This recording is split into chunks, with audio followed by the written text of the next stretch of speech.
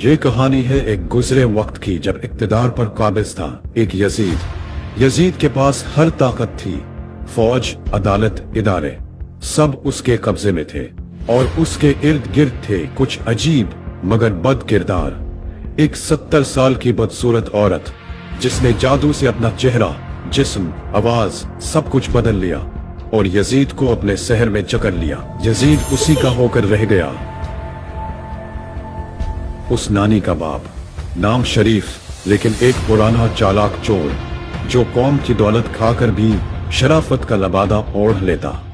फिर था बिल्लू रानी, चेहरा मर्द का लेकिन हरकतें, नाच गाना, अदाकारी सब किसी तवाइफ से बढ़कर। फौज के जर्नैल उसी के दीवाने बन चुके थे। यजीद नानी का आशिक, जर्नैल बिल्लू का आशिक। नानी जादू से हुकूमत बचाती, बिल्लू नाच से फौज को खुश रखता। ये सब एक दूसरे को बचाते और कौम पर जुल्म करते। जो भी आवाज उठाता लापता हो जाता, जो भी सच बोलता बीमार हो जाता और जो भी राजा का नाम लेता उसका नाम मिटा दिया जाता। कौम डरी हुई थी, खामोश थी और कुछ लोग तो इन्हीं जालिमों की हिमायत थे।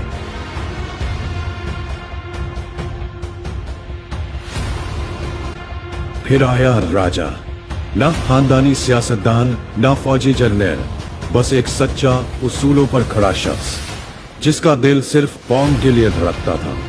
राजा ने यजीद के खिलाफ आवाज उठाई, सच बोला, शऊर दिया और खुद मैदान में उतर आया। लेकिन राजा के साथी या तो डर गए या दुश्मन से जा मिले। राजा अकेला रह गया और उसे अंधेरी काल कोठरी में डाल दिया गया। वहां उस पर तशद्दुद हुआ, दवाएं रोक दी गई, डॉक्टर ना मिलने दिया गया और उसकी बीवी को भी कैद करके उस पर दबाव डाला गया। लेकिन राजा हारा नहीं, जख्मों से चूर मगर नजरिए पर कायम। राजा ने हिम्मत न हारी, ना झुका ना रोका और उसकी ये इस्तकामत कौम के कुछ नौजवानों को जगा गई। कुछ सरफिरे लड़के लड़कियां जिन्हें ना डर था ना लालच, उठ खड़े हुए। राजा के सच ने उनके अंदर आग जला दी और वो राजा के लिए जालिम फौज से टकरा गए। अब वक्त आ गया है फैसला कुन जंग का। एक तरफ है राजा और वो बाशऊर नौजवान जिनके हाथों में सिर्फ सच है। दूसरी तरफ है यजीद, नानी, बिल्लू रानी, शरीफ और वो पूरी फौज जो सिर्फ हुक्म पर जुल्म करती है। अब फैसला आपका है। तू अब बताए, कमेंट में अपनी राय दे। क्या कौम राजा के साथ खड़ी होगी या फिर यजीद और उसकी नापाक फौज फिर से गुलामी का दौर ले आएंगे?